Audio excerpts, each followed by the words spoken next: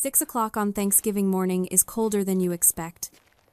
It is the kind of cold that does not just chill your skin, it settles in your bones, sharp and unrelenting. I stood in the driveway, my breath misting in the gray pre-dawn light, watching my family load the limo. The trunk was already swallowing 4 sets of matching leather luggage, cognac brown, monogrammed, pristine. My father, Richard, was directing the driver with the kind of frantic energy reserved for high-stakes business mergers, not family vacations. My mother, Susan, was already inside, checking her makeup in the vanity mirror, ensuring her effortless travel look was camera-ready. And then there was my sister, Chloe. Chloe was 25 and lived her life through the lens of a ring light. She stood by the open door of the limo, scroll-checking her phone, already mentally captioning the day. She looked up at me, her eyes sweeping over my windbreaker and jeans with a practiced dismissal. "Where is my bag?" I asked, my voice sounding small in the quiet street. Dad said there was plenty of room. Richard did not turn around. He just kept gesturing at the driver.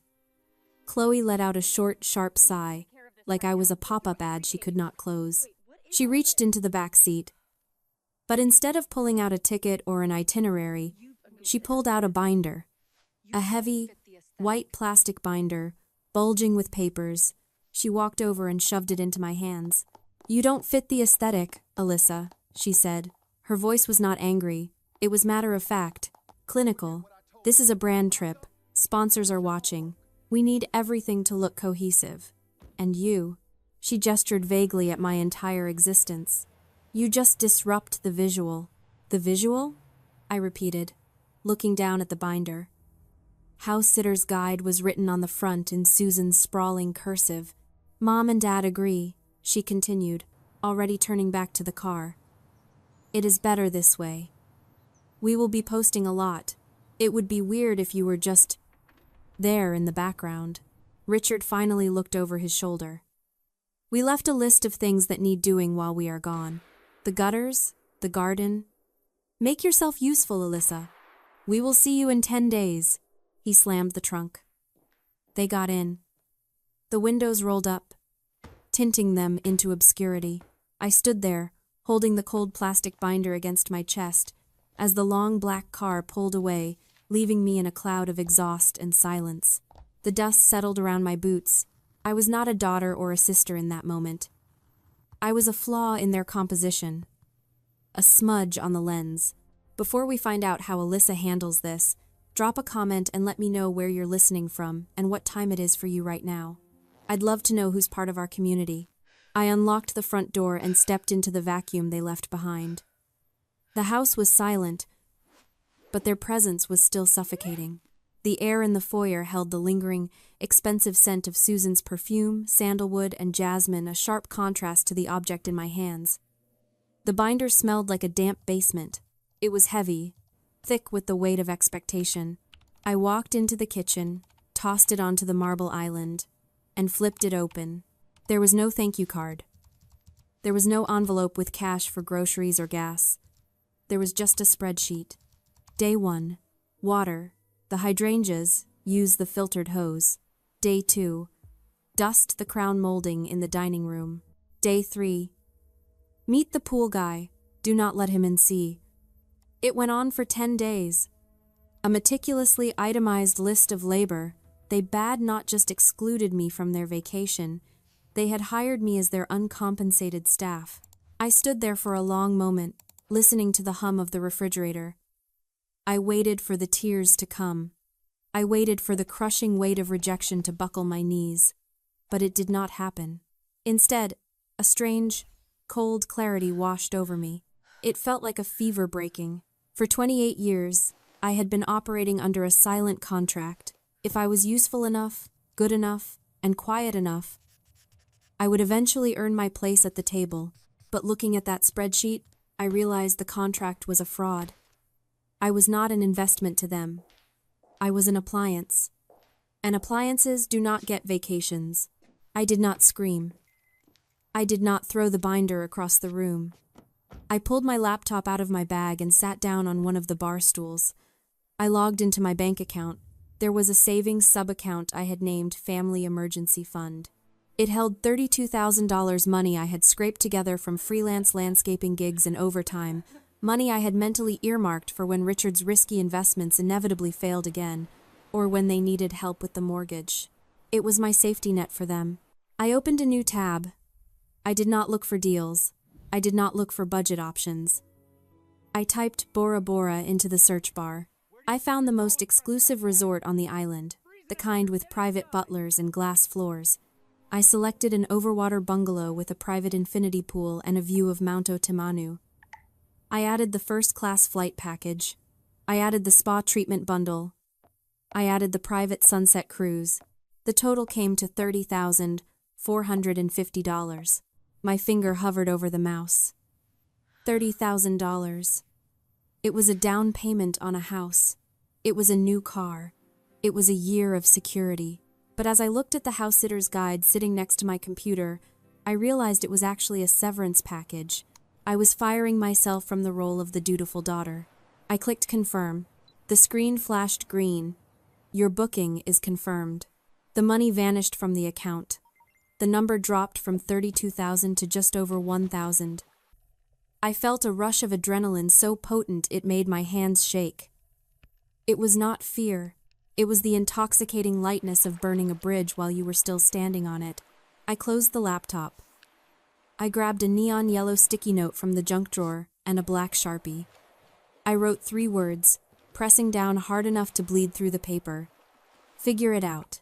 I stuck the note to the front of the white binder. I did not water the hydrangeas. I did not check the mail. I walked out the front door, locked it behind me, and threw the key under the mat. My Uber was already waiting. 24 hours later, I was standing on a sheet of tempered glass, watching a blacktip reef shark circle beneath my bare feet. The air in the bungalow smelled like vanilla and sea salt, a world away from the musty scent of the binder I had left on the kitchen counter. I walked out onto the private deck. The Pacific Ocean stretched out in every direction, a blinding, impossible turquoise that made my eyes ache. It was paradise. But as I leaned against the railing, watching the sun hit the water, my mind drifted back to that moment in the driveway. I knew the question everyone would ask. Why did I take the binder in the first place? Why did I let them hand it to me? Why didn't I throw it in the gutter right then and there? It is easy to call it weakness. It is easy to say I was a doormat, but it was not that simple. It was the invisible chain of the survivor. When you grow up in a house where love is a limited resource, you learn to become indispensable. You learn that affection is not a gift. It is a paycheck, and you have to earn it every single day. I did not take that binder because I agreed with them. I took it because, for 28 years, I had been conditioned to believe that my utility was my rent. I remembered being 12 years old, sitting at the dining room table, doing Chloe's pre-algebra homework while she practiced her poses in the mirror. Richard had patted my head and said, "Good girl, you are so helpful." That was the currency. Helpful, useful, efficient. I was not the pretty one. I was not the charismatic one. I was the one who knew how to reset the router when the internet went down. I was the one who balanced Susan's checkbook when she overspent on networking events. I was the staff. Even my career choice had been co-opted. I became a landscape architect because I loved the earth, the structure of things. But to them, it just meant free labor. I spent 3 summers designing and planting their backyard, a tiered English garden that added $50,000 to their property value. Susan hosted a garden party to show it off. She told everyone she had visioned it. I was in the kitchen, refilling the ice bucket. I didn't correct her. I thought if I just worked hard enough, if I poured enough sweat and skill into their lives, they would eventually look at me and see a daughter, not a service provider. But standing there in the middle of the ocean, thousands of miles from their demands, the chain finally snapped. I looked at the water. It was vast and indifferent. It did not need me to fix it. It did not need me to prune it or organize it. It just was. I realized then that the debt was fraudulent. I had spent my entire life paying installments on a relationship they had never intended to honor. I had been buying shares in a company that was bankrupt. I walked back into the bedroom and picked up my phone. It was still connected to the resort Wi-Fi. I knew they wouldn't land in the Mediterranean for another few hours. I knew the moment they landed, the texts would start. Where are you? Did you water the plants? Why is not the mail on the counter? I did not want to hear it. I did not want to explain. I opened my contacts. I scrolled to Dad. Block. I scrolled to Mom. Block. I scrolled to Chloe. Block. It felt like cutting a wire on a bomb. The silence that followed was not empty. It was heavy with peace. I put the phone down on the nightstand. I stripped off my travel clothes, put on a swimsuit, and walked to the edge of the infinity pool. I didn't fit their aesthetic. That was fine, because looking around at this private, expensive, beautiful world I had built for myself, I realized they didn't fit mine. It was day 3. The sun in Bora Bora rose like a promise, turning the sky into a riot of gold and violet. I woke up early, pulled on my swimsuit, and walked out to the edge of my deck. The water was perfectly still, like glass waiting to be shattered. I set up my phone on a small tripod, hit record, and dove in. I did not edit the video. I didn't add a filter to make the water look bluer, it didn't need it. I didn't add trending music. I just posted the raw clip. 30 seconds of me swimming through crystal clear water as the sun crested the horizon, the silence broken only by the gentle lap of waves. The caption was simple, unfiltered. Within an hour, it had 10,000 views. By lunch, it had 50,000. People were hungry for something real. In a feed full of curated perfection and staged moments, my quiet morning swim felt like a breath of fresh air. Meanwhile, 7,000 miles away, the Mediterranean was having a bad day. I checked Chloe's Instagram. Her brand trip was a disaster. The sky in her photos was a flat, angry gray. The yacht looked cramped, the lighting harsh. In one video, you could see Susan shivering in her linen wrap, trying to smile while holding a glass of wine that looked ready to blow away in the wind. The comments were sparse, polite but unimpressed. Then, the notifications started. They had seen my post. My email pinged first. It was Richard. The subject line was simply, "Take it down. Alyssa, we are seeing your posts. This is incredibly selfish. You are confusing people. Everyone thinks we are on separate trips. You are making us look uncoordinated and dysfunctional. We are trying to launch Chloe's brand, and you are distracting from the main event. Take it down immediately. We can discuss this when we get back." I did not reply. I took a screenshot of the email and saved it to a folder I named Evidence. Then came the DMs from Chloe. She had created a burner account. I knew it was her because the handle was LuxLife Observer, a name she had brainstormed years ago. "You're pathetic," the message read. "You think going to a fancy resort makes you special? You're just jealous you weren't invited to the real trip. Everyone is asking why you aren't here. You're ruining everything." I read the messages while sipping a coconut water by my private pool. A slow smile spread across my face. They weren't mad that I was gone. They weren't worried about my safety. They were furious because I was happy. It was cognitive dissonance in real time. For years, they had built their self-worth on the idea that they were the main characters and I was the supporting cast. They needed me to be less than them to feel superior. By going to a place that was arguably more beautiful, more exclusive, and doing it entirely on my own dime, I had shattered their hierarchy. I was not just out of the frame. I was in a better movie. They were starving for their narcissistic supply, and I had cut off the tap. I didn't respond to Richard. I didn't block the burner account. Instead, I posted another photo. This time, it was just my feet propped up on the railing, a book in my lap, the endless ocean stretching out before me. The caption read, "Sometimes, the best view is the one you find when you stop looking for approval." I put my phone on Do Not Disturb and ordered room service. The war had started, but for the first time in my life, I wasn't fighting for their attention. I was fighting for my peace. And I was winning. It was day 6. I was halfway through a papaya salad when my phone buzzed with an incoming call from Kelsey. Kelsey was my cousin on Susan's side, but unlike the rest of them, she was sane. She worked in crisis PR in Chicago and had a nose for disaster. "Alyssa," she said, her voice tight. "Are you sitting down?" I am lying on a daybed, I replied. Why? Because Chloe just nuked her career. Go look at her feed. I opened Instagram. The first thing I saw was a photo on Chloe's grid. It showed the four of them, Richard, Susan, Chloe, and me standing on the deck of a yacht, raising champagne glasses. The caption read, "Family reunion in the Med. So glad Alyssa could finally join us. Missed you. Number family first, number yacht life. Number reunited." I zoomed in. The photo of me was cut from a picture taken at my graduation 3 years ago. The lighting was wrong, the sun was hitting my face from the left, while everyone else was lit from the right.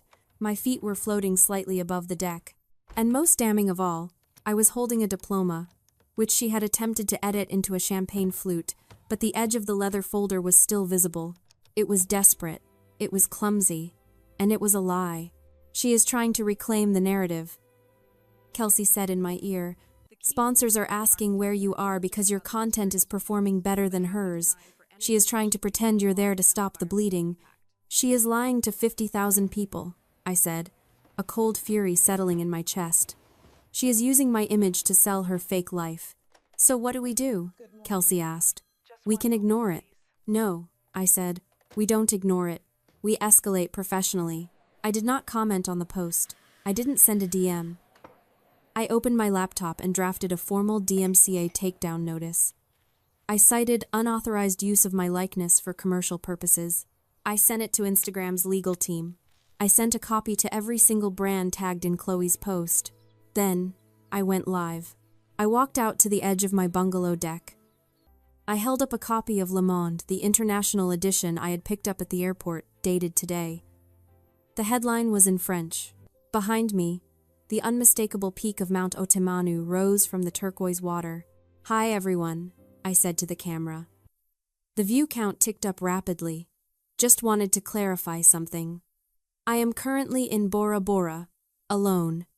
Any reports of my presence in the Mediterranean are greatly exaggerated. I smiled, took a sip of my drink, and ended the stream. The internet did the rest. Within 20 minutes, the comments on Chloe's post were a bloodbath. "Why is her foot floating? Is that a diploma? Why lie about your sister?" Brands started pulling their tags. The partnership labels disappeared. An hour later, the photo vanished. My phone rang. It was Chloe. I let it go to voicemail. Then Richard. Voicemail. Then Susan. Voicemail. They weren't calling to apologize. They were calling because I had popped their balloon. I had exposed the artifice. For years, they had relied on my silence to maintain their image of a perfect, cohesive family. They assumed I would play along because I always had. But I wasn't playing anymore. I was the one holding the remote. I texted Kelsey. She replied, "It's not just done, it's legendary." I sat back and watched the sunset. The sky turned a bruised purple. I felt a pang of sadness for Chloe, not for the influencer she tried to be, but for the sister she never was. She was so busy curating a life that she forgot to actually live one. And now, she had neither. 10 days in paradise changed me. I came back with sun-bleached hair, a tan that wouldn't wash off, and a spine made of steel. But the homecoming was short-lived. I was unpacking my suitcase, shaking the last of the Bora Bora sand out of my sneakers, when my phone rang. "Alyssa?" It was the branch manager from my bank. "We flagged a suspicious transaction request this morning. Someone tried to wire $15,000 from your main savings account to a company called Aegean Luxury Charters. We denied it because the signature didn't match, but we wanted to alert you. 15,000? I sat down on the edge of my bed. Who authorized it? The paperwork was faxed from a hotel in Mykonos. It was signed by Richard Sterling, acting as power of attorney. My blood ran cold. My father didn't have power of attorney. He never had. "Send me a copy of the document he used," I said, my voice shaking. When the email arrived, I opened the attachment. It was a contract, but it wasn't just a power of attorney form. It was a licensing agreement. My eyes scanned the legal jargon until they landed on the project title, the Viridian Eco-Community Landscape Design. The Viridian Project. It was my magnum opus, a proprietary, sustainable landscape design I had been working on for 3 years in my spare time. It was my intellectual property, my retirement plan, my dream. And there, at the bottom of the page, was my signature forged in my father's heavy, distinctive hand. He had sold my design to a developer for a lump sum of $40,000. And he had used $15,000 of it to pay for the damages they had caused on the yacht during a drunken celebration night. I felt sick. Physically sick. I walked into the kitchen and picked up the white binder I had left on the counter 10 days ago. I flipped to the back pocket. It was empty, but then I noticed a thin slit in the plastic lining. I reached in and pulled out a folded piece of paper. It was the original draft of the sale contract. They had hidden it in the very symbol of my servitude, assuming I would be too busy scrubbing their floors to ever find it. This wasn't just a bad family dynamic. This wasn't just narcissism. This was grand larceny. This was fraud. This was theft of intellectual property. I looked at the signature again. It wasn't just a forgery. It was an act of ownership. He truly believed that, because he was my father, my mind belonged to him. My talent belonged to him. My future belonged to him. I didn't call him. I didn't text him. I picked up the phone and dialed a number I never thought I would use against my own blood. "Police department," the dispatcher answered. "I'd like to report a theft," I said. "A significant one." Then I called the developer who had bought my design. I spoke to their legal team. I explained the situation. I sent them the proof of my ownership and the police report number. They were horrified. They froze the project immediately. They froze the funds. My father was in Greece, probably ordering another bottle of wine on a tab he couldn't pay, completely unaware that he had just become a felon. I sat at my kitchen table, the forged contract in front of me. I remembered all the times he had told me I was helpful, all the times he had praised my loyalty. He hadn't been raising a daughter, he had been grooming an asset, but assets don't call the police. Daughters do. And I was done being both. My phone rang 2 days later. It was Kelsey. "They are back," she said. "They landed an hour ago, and they are headed to your house." "I know," I said, watching the GPS tracker on Richard's car move steadily toward my address. "I am ready." I walked out onto the porch. The garden I had designed for myself was in full bloom, native grasses swaying in the breeze, drought-resistant succulents thriving in the rock beds. It was low maintenance, sustainable, and beautiful. It was everything their garden wasn't. A taxi pulled into the driveway. Richard, Susan, and Chloe spilled out. They looked wrecked.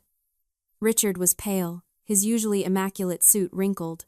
Susan was crying, her mascara running in dark streaks down her face. Chloe looked small, stripped of her filters and angles. They dragged their luggage up the walkway. "Alyssa," Susan choked out. "Thank God. We tried to call. Our cards were declined. We barely made it back." "I know," I said. "We need to talk," Richard said, his voice raspy. "There has been a misunderstanding. A terrible mistake with the bank. We need you to fix it. We need you to call the developer and tell them it was a misunderstanding." "It was not a misunderstanding," I said. "It was theft." "We are family," Chloe shouted, her voice cracking. "You called the police on Dad? Are you insane? He could go to jail." "He committed a felony," I replied calmly. "Actions have consequences." "We did it for us," Susan wailed. "For the family. We just wanted one nice trip. We wanted to build something for Chloe. We were going to pay you back once the brand deals came in." "With what?" I asked. "With the money you stole from my future? With the career you tried to build on a lie?" I reached behind me and picked up the white binder. The House Sitter's Guide. I walked down the steps and held it out to Richard. He stared at it, confusion warring with fear in his eyes. "You said I didn't fit the aesthetic," I said, my voice steady and clear. "You were right. I don't fit the aesthetic of fraud. I don't fit the aesthetic of exploitation, so I removed myself from the picture and from the lawsuit. I'm not pressing charges personally, but the state is. And the developer is. You're on your own. I dropped the binder into his hands. He flinched as if it were hot. Alyssa, please, he whispered. We have nowhere to go. The house.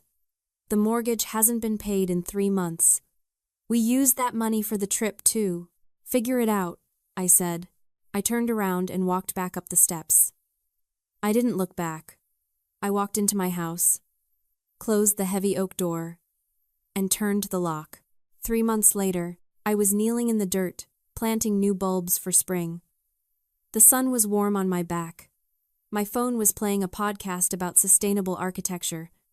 It was quiet. Richard had taken a plea deal. 5 years probation, restitution, and community service. He was working at a hardware store to pay back the developer. Susan had moved into a small apartment and was working as a receptionist. Chloe had deleted her social media accounts and was working at a coffee shop, learning for the first time what actual labor felt like.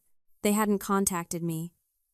The terms of Richard's probation included a no-contact order for the victim of his theft. Me.